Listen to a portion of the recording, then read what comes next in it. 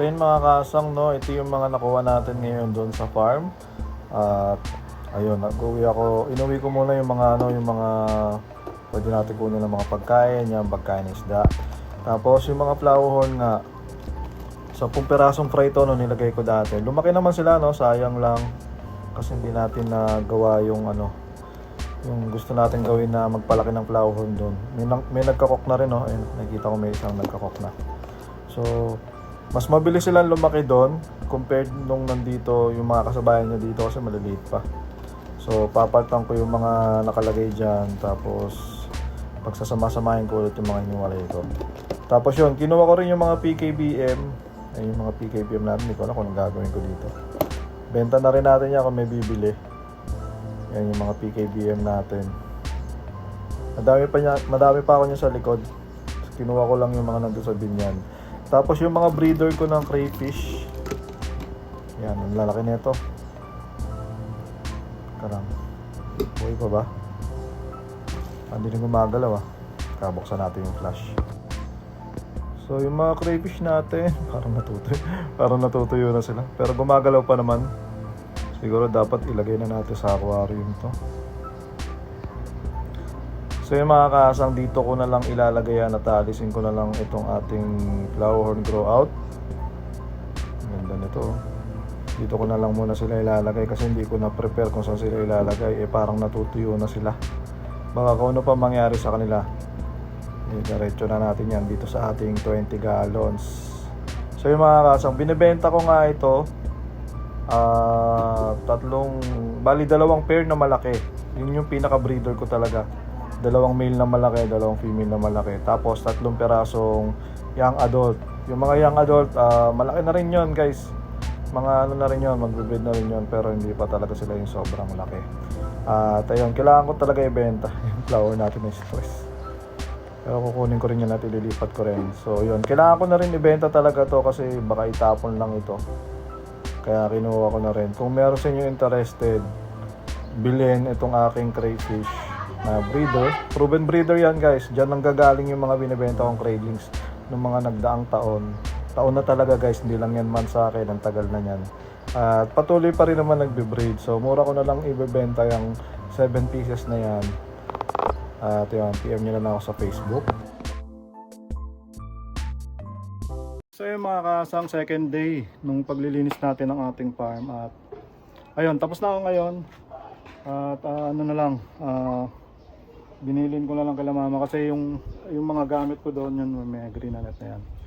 Yan yung mga pwede ko pa ibenta eh. Kaya kung may gustong bumili, kung merong interesado na bumili ng mga black top, ayun, tinabi ko muna yan dyan. Ngayon, ayaw kasi nila patambakan eh. Hindi ko alam kung abot ako pa yan dyan.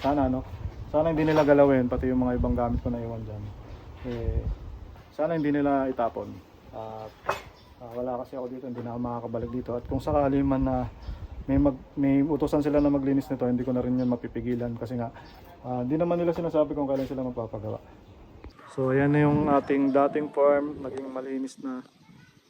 Ngayon natanggal ko na yung mga tapong ko na yung mga trapal. Tapos yung rep tab natin, yung mga kung ano nang pinagagamit natin. Yung mga black tab andon. Tinabi ko yung mga hollow blocks, hindi ko alam, pwede pa yan eh, pero hindi ko naman gagamitin yan. Ngayon, wag ko daw galawin yung lupa, so wag na lang natin galawin. Ito, sana pinagdadasal ko na lang na wag na lang itapon. Tapos yun, yung mga crayfish natin, wala na din. Yung mga isda natin dito, wala na din. So clear na yan, pati yung sasakyan ni Papa na ialis ko na rin dito. Doon muna siya sa labas. Yan, lagay ko doon sa labas. Yan, grabe no? Grabe talaga. Nanahimik dito, pinalabas. Meron kasing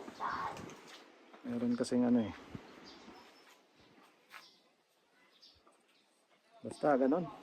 So ayun, huling sulyap. Ito talaga yung pinakahuling sulyap. Hindi ko na talaga siya bibidyohan. Pag bumalik ako dito, wala naman na akong bibidyohan din. Mamimiss ko yung yung mangga. Mamimiss ko yan, yung lagi namin problema ni Papa talaga yan. Nung pag naglalagas yung yung dahon, nagiging masukal, nagiging ganun, nagiging parang ganun yung yung mga dahon. So Kahit ngayon, no, di ba? Ang dami pa rin. Yun lang naman problema ko dyan. Mamimiss ko.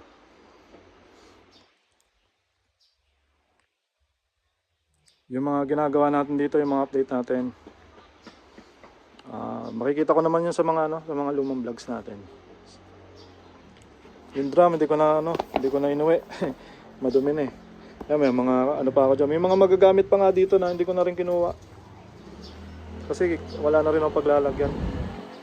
Ayoko nang pumunta dito eh kasi madudumihan na naman yung paa ko, nakapaglinis na ako ng paa. So, ang dami memories.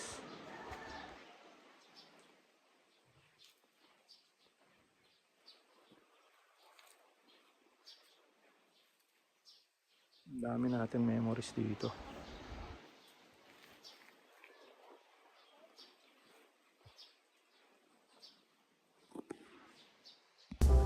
So yun mga kasang, no, ito pa yung mga nauwi ko galing sa ating farm, no, yung mga pump natin. Ito magagamit ko pa siguro yung mga air pump natin, yung mga nilagay kong mga lava rock, mga sponge filter nandyan. Ang dami nito sponge filter to, magagamit ko sa 20 gallons.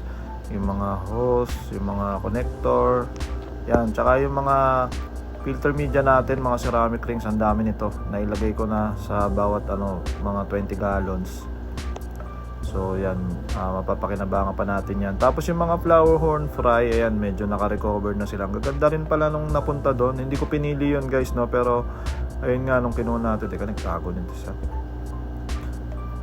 Magaganda rin naman yung mga napunta doon. Sana sayang lang kasi hindi nagtuloy-tuloy yung ating testing doon na kung maganda ba, kung kaya ba natin magpaganda ng flower sa ganong setup.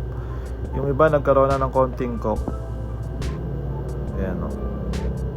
Gaganda din. Parang 3 weeks ko lang to nailagay doon. From fry na maliit talaga. So medyo mabilis din silang lumaki doon. Siguro kung mga 2 months siguro sila doon, ang laki na rin nila. Tapos yung mga natin, crayfish, yan, naka-recover na yung mga crayfish natin. For sale to sa mga gustong bumili. Isang set na to, 7 piraso, 4 na malalaki, 3 maliliit. Puro mga breeders na yan. Puro Ben breeder ko na yung malalaki dyan. Yan na talaga yung breeder ko noon pa. Tapos yung mga swordtail natin, kinuha ko na lang yung iba. Yung iba nagtatalon na eh. Kagabi, ang dami ko nitong naiwan dito. Pagising ko ng umaga, nasa side na yung iba, nagtatatalon. Tapos yung mga long body na yung mga kalko na PKBM, inuwi ko na rin. Tapos yun, yung mga wagtail natin, puro lalaki yata itong natira na red wagtail. High pin red wagtail, puro lalaki naman. Meron ako isang female na to na itago, parang yun na. So ayan, ang dami niyan dati pero ang dami ring nawala.